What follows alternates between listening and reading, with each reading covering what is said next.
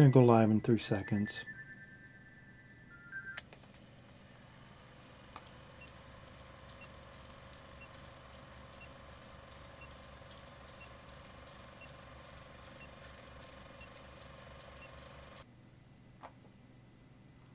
Look at that. Here we are. Well, welcome everybody. Tonight I'm just tying bucktails and thought I would turn on the live stream and just record whatever I'm doing. I'm using Flashabou tonight and just doing some bucktails with some old school tinsel. I have the Flashabou just laying on the side of my desk with my Chinese teacup as the weight, and it's hanging off the edge of the desk probably 4 inches. It just helps me measure to cut what I need. Let's get everything switched around right now. Let's see here, we'll go to that camera and we'll turn this on. So we're good to go. I'm just doing, I got 5/8 Barumba heads. That's what I'm tying right now. The Barumba jig is very typical walleye jig. It's got that same squarish wedge profile. Real nice walleye jig, real popular here in central New York State. For thread, I'm using size A PacBay rod winding thread. And just like always, I lock it into place.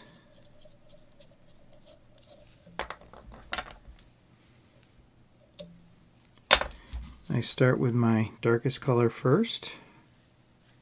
So this is the color that will be the back of the jig when you're fishing it. Just going to restack by hand.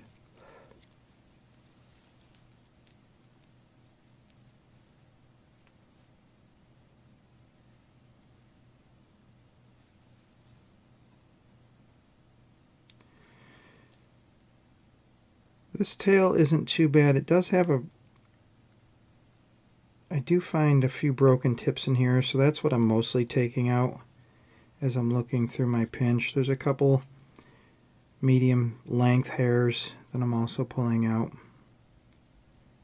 It's not a terrible head or terrible tail.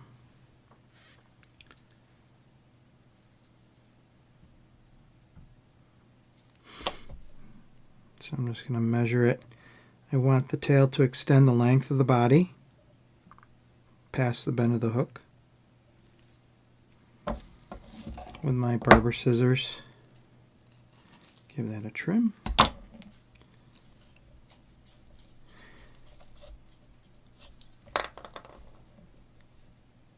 To lock that on, a few wraps towards the bend of the hook, a few wraps back towards the head, and I give it a twist.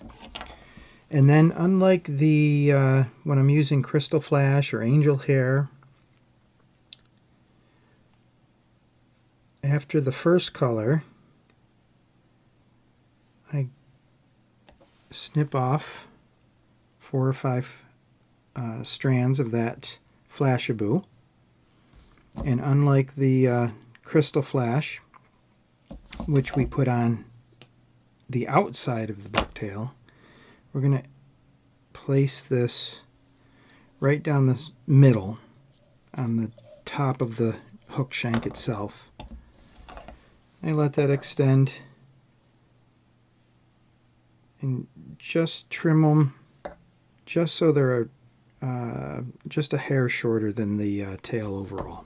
I don't want that the Flashabou to extend past the ends of the hairs. I want to keep the ends of that tail all fairly even. Then take the second color.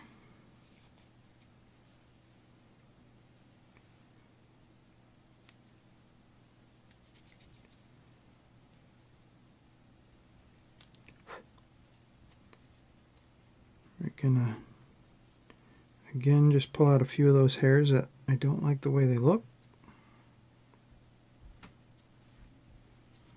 I can measure, again, measuring this, adjust my grip if I need to.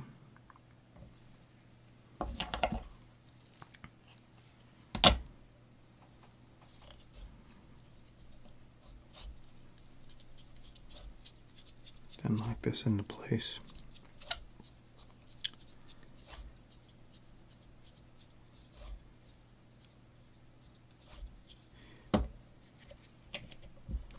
I'm just opening my vise just to turn and just make sure that the collar is looking good, and to make sure that the Flashabou didn't turn to one side or the other. Everything's looking good. To finish this off, I take a length of size A thread of an opposite color. And you can whip finish this by hand or use a whip finish tool. I like using a loop of thread just to help make this a little bit prettier collar. So I walk the threads halfway back, then back to the head, and then I can go a quarter of the way back and then back to the head before I trim this. Take the tag end and put it through my loop and pull it through. So I'm really trying just to make a nice pretty collar. Have it slightly cone shaped, a little wider up near the head and thinner down towards the tail. And there you have it. It's a nice jig, real nice jig. So I'm just going to hang those on my rack, and then when I'm done with a full dozen, I'll go back with my lacquer-based head cement, and I'll just put head cement on those collars.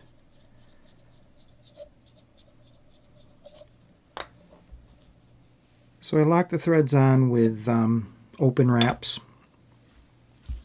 and then crossing back over as I walk the thread back up to the head.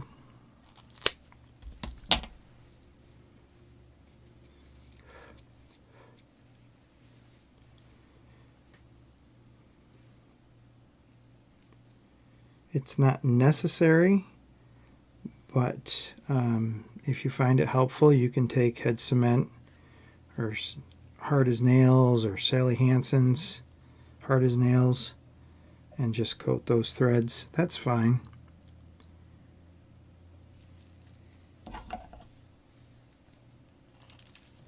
A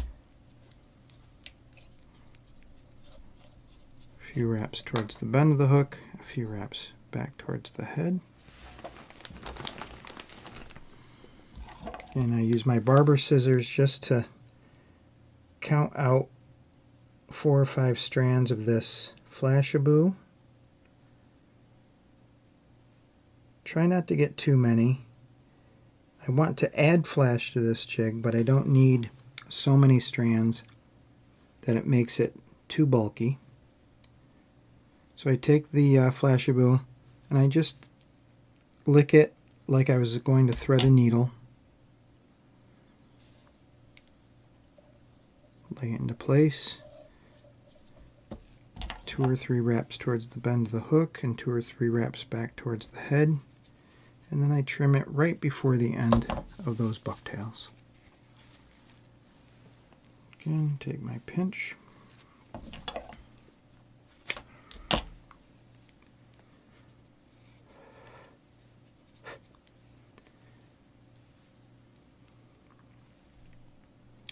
I know tonight was just a spur of the moment kind of thing. Just had everything set up and I decided to turn on the camera. But do have a few things planned. And for the few guys that have been asking about bass, bucktail jigs for bass, I actually have a project with Todd at Bassin 101 that over the next week or so I'm going to be tying up some bucktails specifically for bass on heads that are specifically for bass with hooks that are specifically for bass. Much like the jigs I tied for Chris Bowman at Retro Bassin, and the thing that we did together with his channel. So I'm really looking forward to that. I do enjoy tying the bass style jigs. I'm in central New York, and really mainly pike, walleye, and perch are the fish that I enjoy catching if I'm not fly fishing. But the bass jigs are pretty nice too. And I got a couple videos catching bass, so like most fishermen, I'll catch whatever's biting that day. So, but kind of looking forward, and I'm going to do up a few extra of those bucktail bass jigs, and head back down towards we have the Susquehanna right here cutting through Broome County, and but we also fish the Susquehanna down towards Harrisburg, PA. My daughter's fiance, big bass fisherman. He really knows what he's doing. And so we go down there a few times a year, and I really enjoy fishing. So I'm hoping to use some of those hair jigs down in the PA waters of the Susquehanna for some smallmouth bass.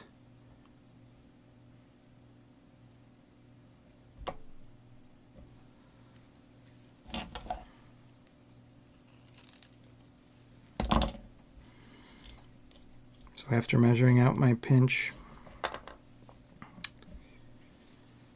place the darkest color on first, give it a twist.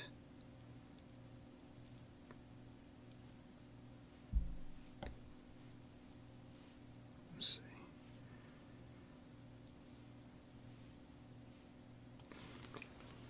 Try to be real gentle with the Flashabou. If I tug on it too hard, it will pull itself out of alignment, so then I'm not cutting it straight across. I try to get as many pinches of Flashabou off this card as I can without wasting too much.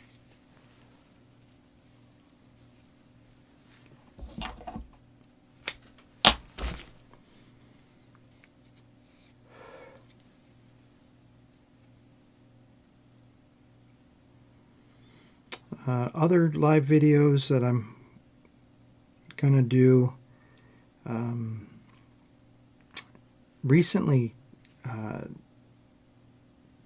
had a video tying a crappie jig,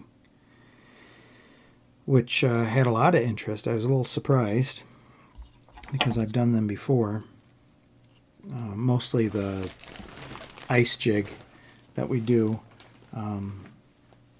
That is very typical of a crappie style jig, and seemed to have a lot of interest, which I thought was kind of cool. So we could do a couple of those as well, maybe as a live stream.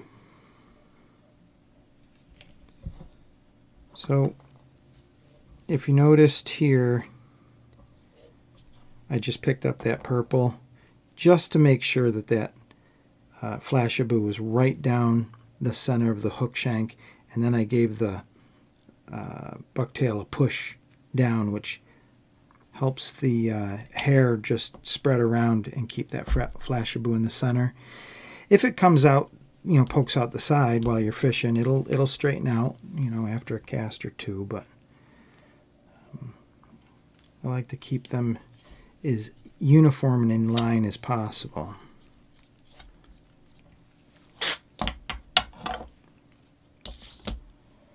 So forgot to check the clock when we started. It was probably about 1/4 when we started.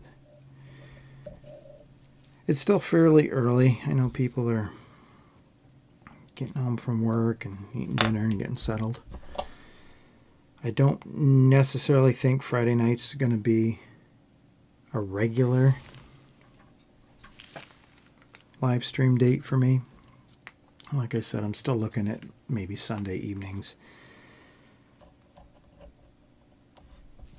But we'll see. For right now, it's okay. I feel it's okay just to do kind of these impromptu things. I'm still learning some of this equipment, getting everything together.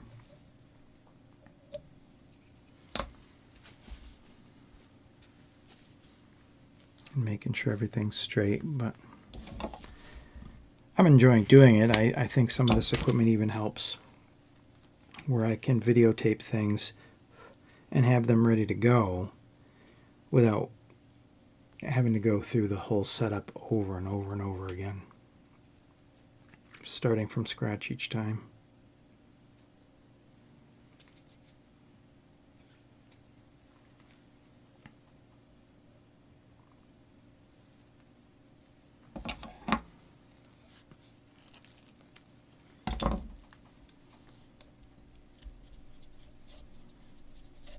So I've locked this darker color on, and before I twist it, I'm just pointing out how it creates a V. What I'm trying to do is create a V here before I twist it. That will help assure that your wraps are securing that hair and it's not going to pull out on you.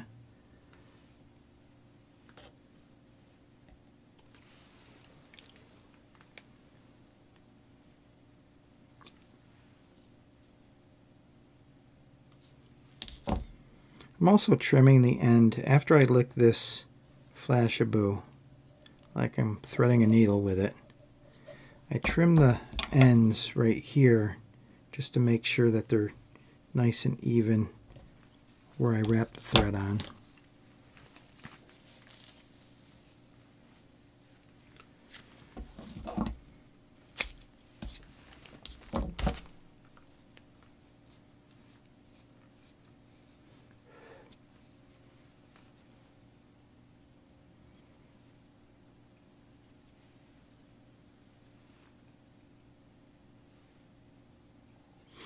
Restack some of these colors by hand. And I do have a white large piece of cardstock on my tying desk where I can see against that white background the tips of the bucktail. I think my table's about due for a new whiteboard though.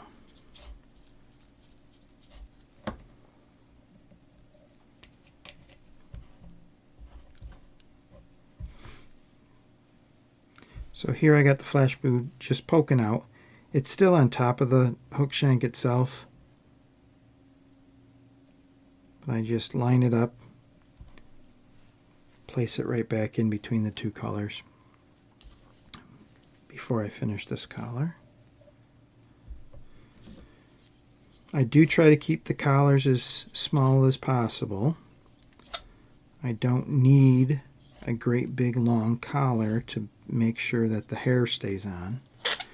If your wrapping technique is good and you lock everything on appropriately, you're gonna have a well-made bucktail. Even without head cement, I could catch fish on it all afternoon, and it should hold up just fine.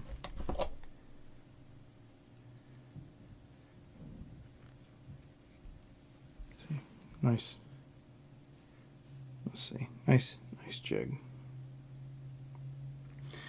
Black and purple, super popular around this part of New York State.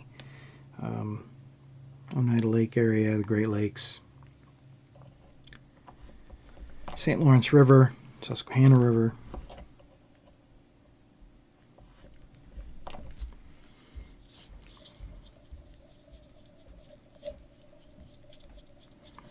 The other jigs I'll be tying this evening, even if we're not doing it here live, it'll be a solid black bucktail with silver Flashabou and solid black bucktail with the red Flashabou. It's a really popular color. I've already done a few dozen black and purple, solid purple with crystal flash, the olive and white,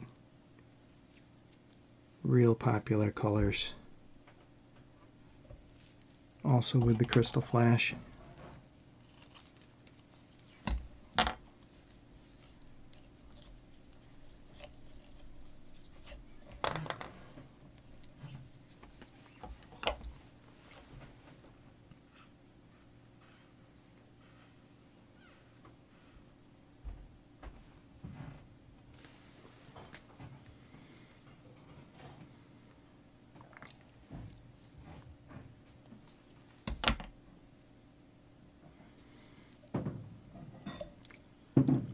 So I'm just gonna, with this one, I walk the thread to the center of the wraps that are on there, so that when I pull it around, it trapped the Flashabou right on top. The first couple wraps that I attempted, it actually pushed the Flashabou around. So by walking that, by walking your thread to the center of your wraps, gives it enough space where you can just complete the rotation of your bobbin and lock that Flashabou on without pushing it around the hook shank.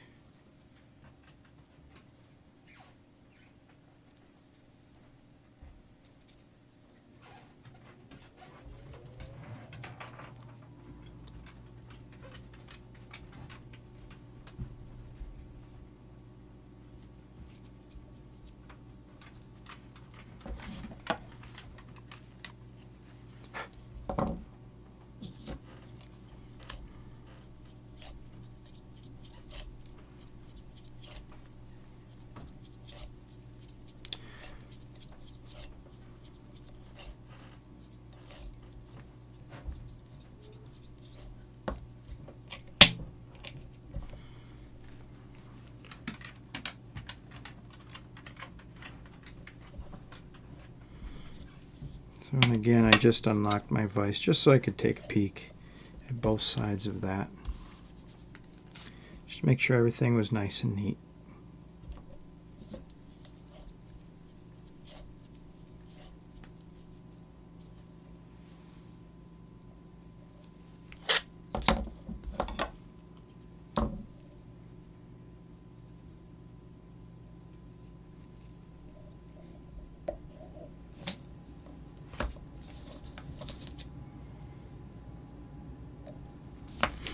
Probably have a lot of time to do some tying this weekend because we have a snowstorm in the forecast.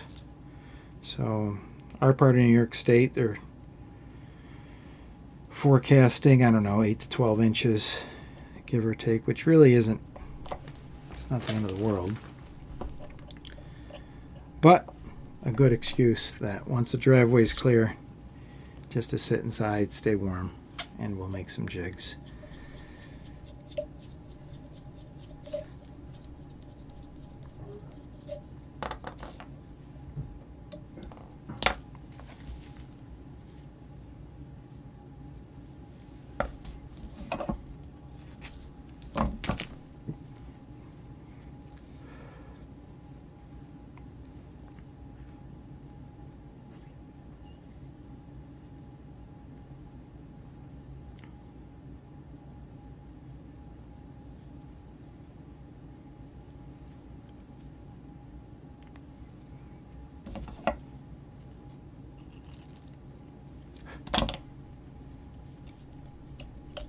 So again, locking this on, a few wraps towards the bend of the hook, a few wraps back to the head before I give it a twist.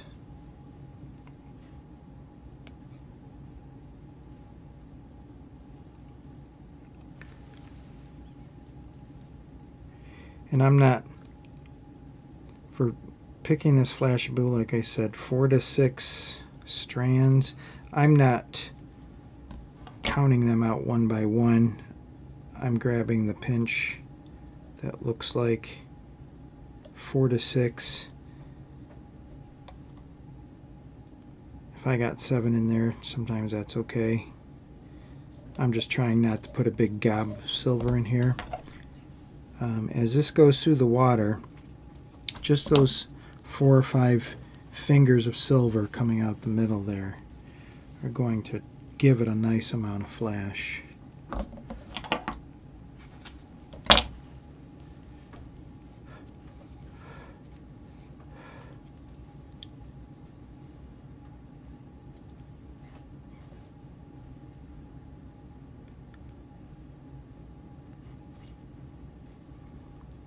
So before I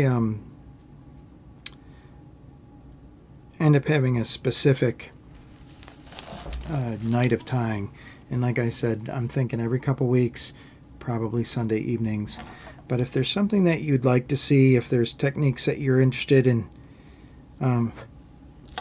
seeing done,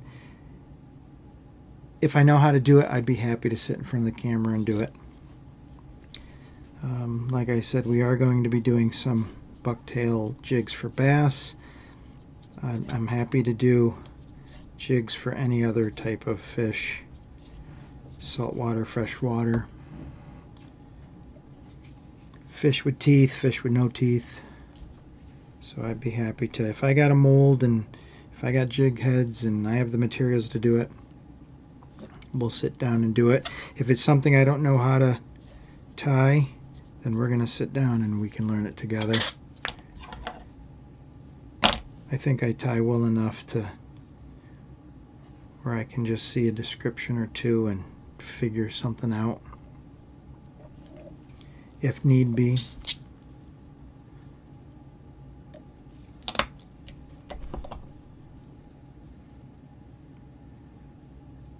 Very nice. Let me do another one. I'll make sure I show the camera.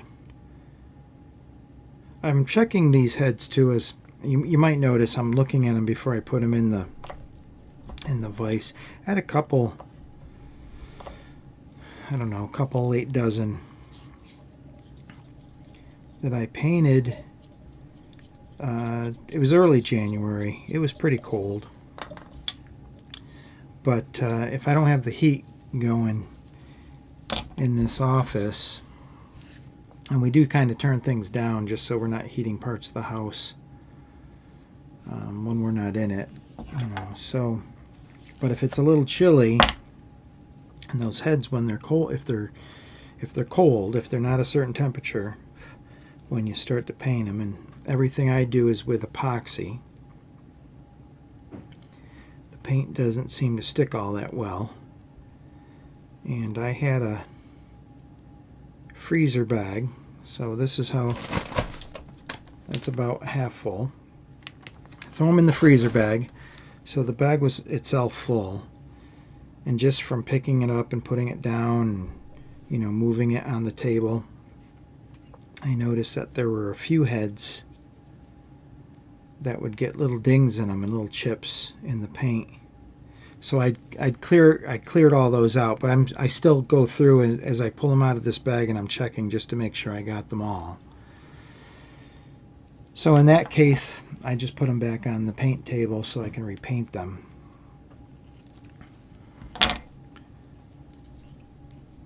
But I'm always a little paranoid when I'm tying in the wintertime months, and I know that that's when I painted the heads, because it's just so finicky with the epoxy paint. Now, if I kept the heat on high in here and it was 72 degrees in this room all the time, then I wouldn't have anything to worry about. But I do have like an old card catalog the other side of the basement here, where I have drawers full of the blanks. So that side gets a little chilly. And then, like I said, this room, if I don't make sure the heat's on in this part of the house, does get a little chilly when it's 8 below zero outside. So I'm switching to the other side of this tail, and I think you might have noticed I did the same thing with the black. The only reason really, since this hair is all nice, beautiful hair, it just makes it easier for me to pinch and to reach. So if I go up this tail, when I get to about here, I'm going to snap off the waist part just to make it easier for me to grab. So that's the only reason why I'm switching to the other side.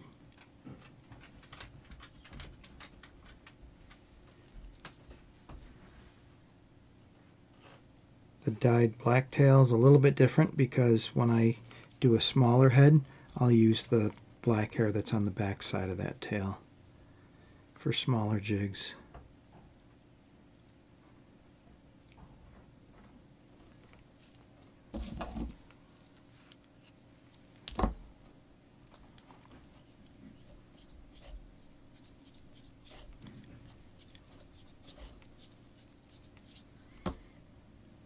So before I continue with this, you can probably see we have some butt ends sticking through the wraps. I'm going to slowly go back and capture those underneath my wraps.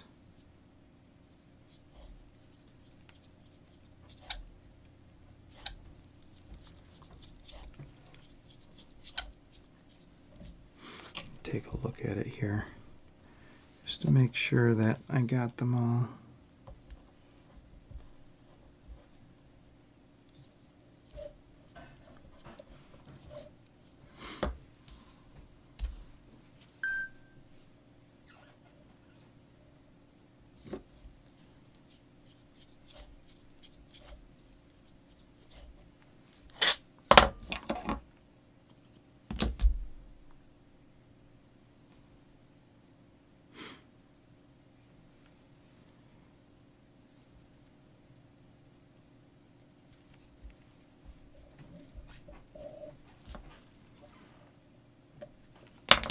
I'd like to remind everybody to like and subscribe.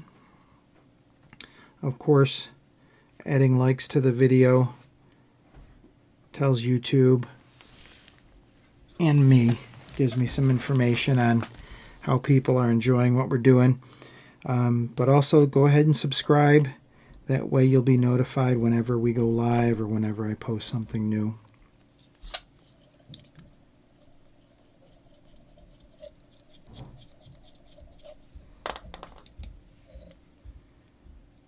I do want to get the airbrush set up in here.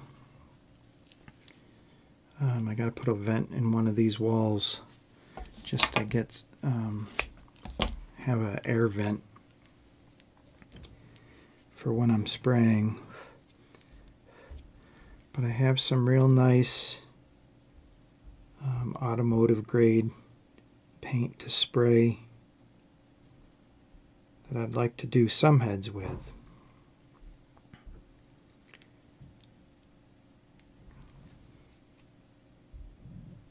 This pinch is a little thin.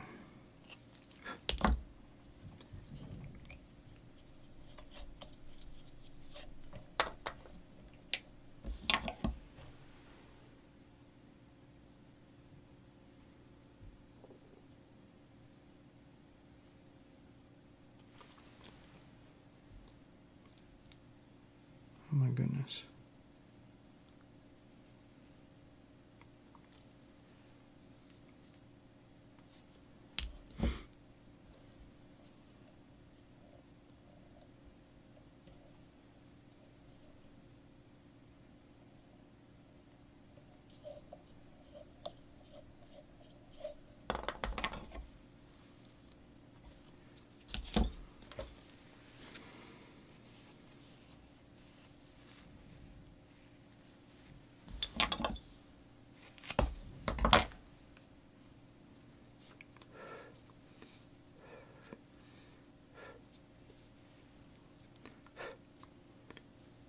There's a little bit staticky. What I usually do in that case, I have a large plastic bag right here that rotates under and out from under my table. And when I find that the hair is real staticky, sticking to my fingers, you know, when I drop it, it doesn't really go in the bag. It just kind of goes everywhere. But a good fix to that is I just go steal a dryer sheet out of the laundry and I throw it in there. Or if you have some anti-static, like starch, laundry starch, you spray that in the bag. It helps keep the hair off your hands. When you try to drop it, it's not leaving your fingertips. So looks all right.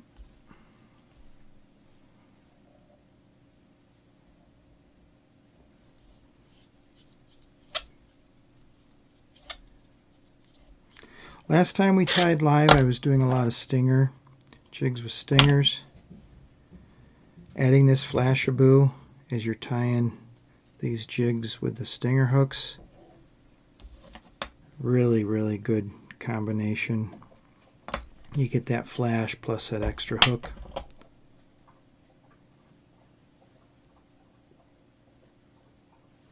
Is that all right?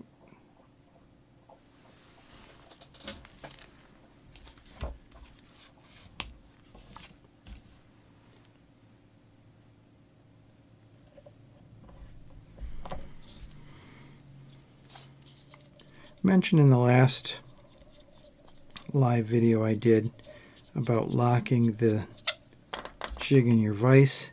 I like a vise for bucktails that's parallel to the tabletop. When you put your jig in the vise, it should be parallel, which in turn is parallel to your tabletop. And that will just help with, as you're wrapping your thread. If your jig's slanted one way or the other, your threads don't align the way you'd want it to.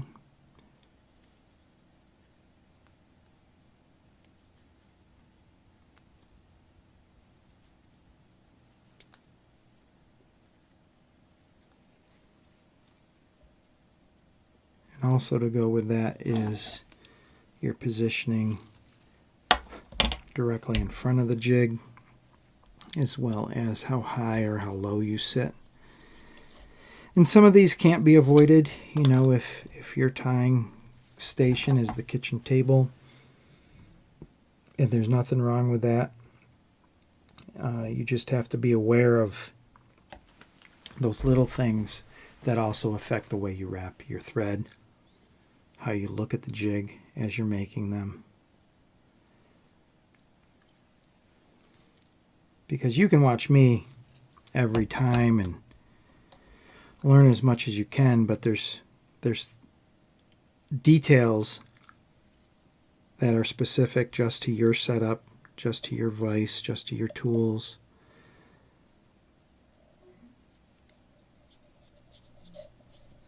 That you also have to compensate for.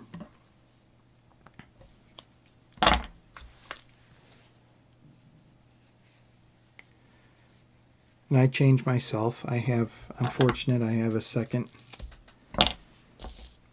large workbench with my fly vise, and everything's separate.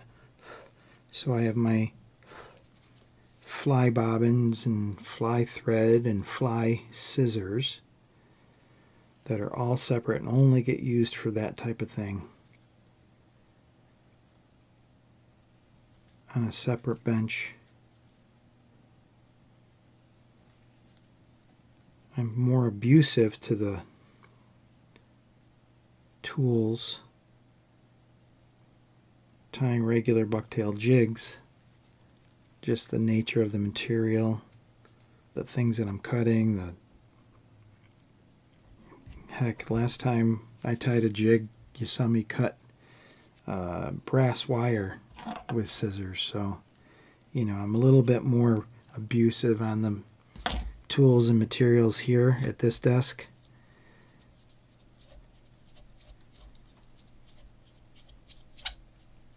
I have a pair of scissors for fly tying that cost me $35. I don't think I'd be cutting brass wire with those. But the pair that I've had for 15 years, it cost $4 or $5. I don't mind cutting brass wire with them. So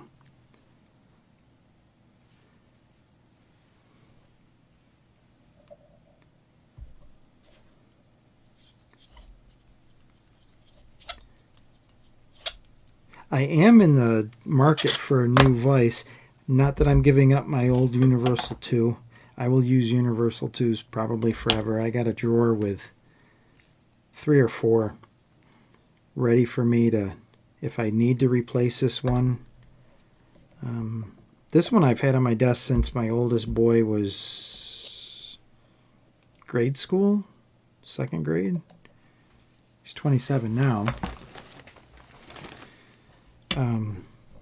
But when it's time for it to be replaced, I have another one that I'll go through and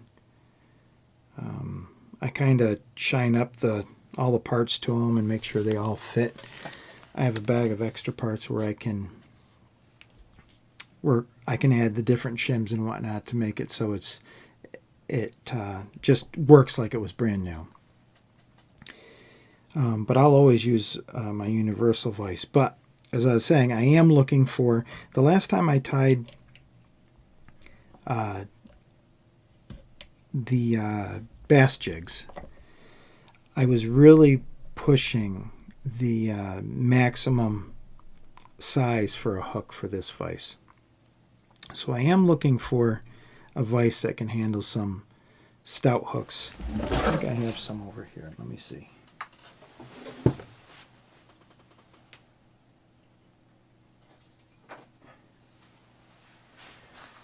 So this is an Arky hook, or Arky head with a trocar hook, I believe they're called.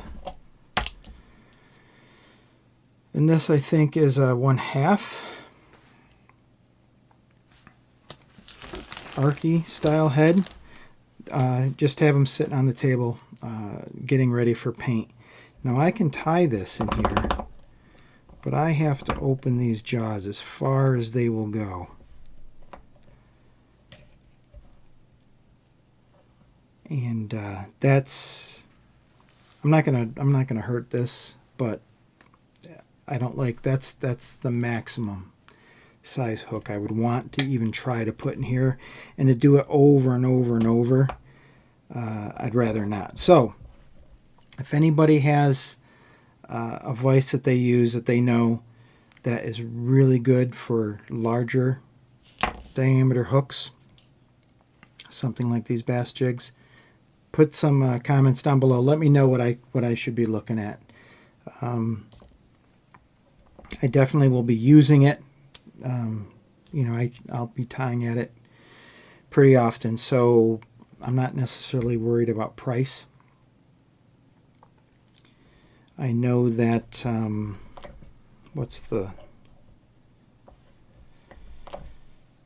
there is a vise that's pretty popular and it's affordable. What's it called?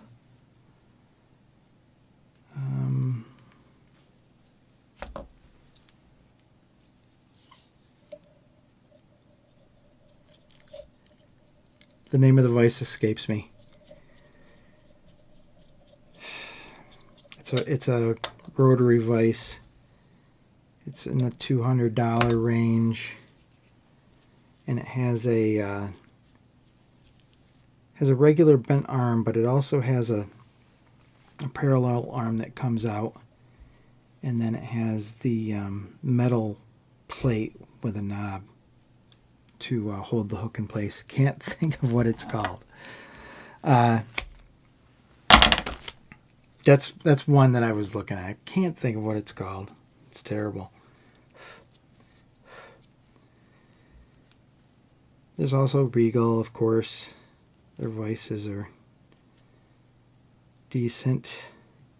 But I need something that will hold those big bass hooks.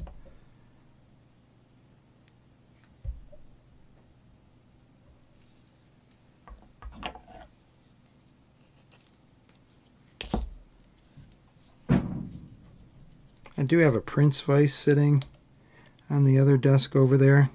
That's an old vise, but it works really well. It's kind of nice. And I have a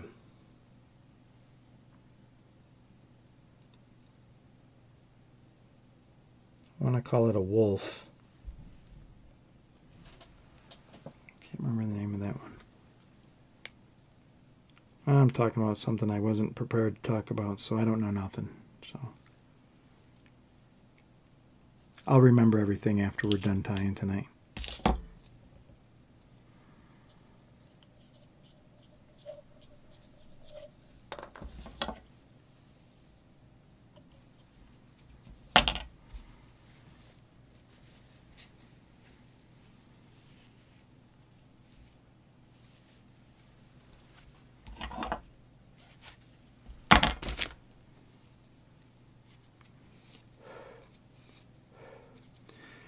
I do have a Renzetti vise.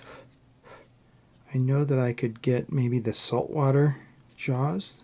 Actually, those might be the way to go because I already have the body of the vise. And I would just be swapping out the regular jaws for the saltwater jaws.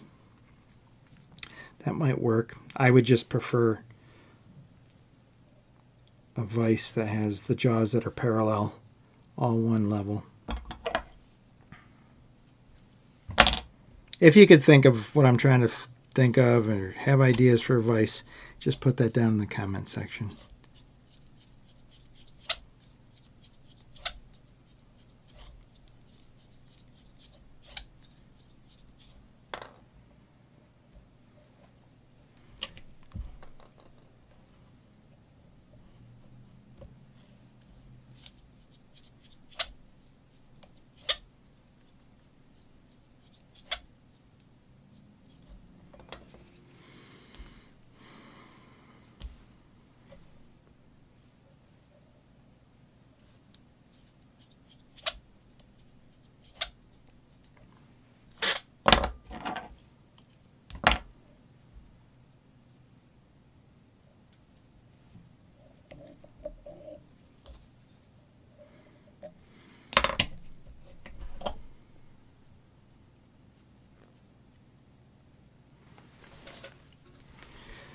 Well, let's see, what are we doing?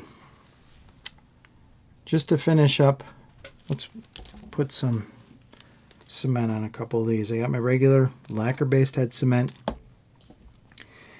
slightly thinned because we do want this to soak into the fibers of the thread. And as we put this on, the head cement that gets on the fibers of the bucktail, capillary action will, as it soaks in, will draw the head cement back underneath the threads. Just hang them on my spinning rack.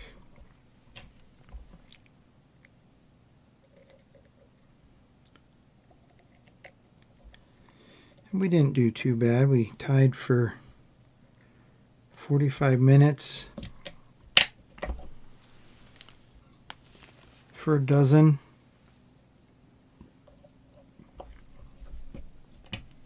If I wasn't talking nonsense, would probably do about 3 dozen an hour is typical. Depends a little bit on the quality of your tail. If your tails are really nice, or if it's a single color or easy color. If I wasn't doing the Flashabou, which slows it down just a little bit,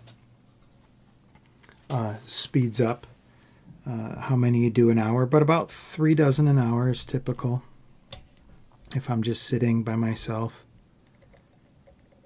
So we're doing pretty good, even though we're sitting here and talking about it. So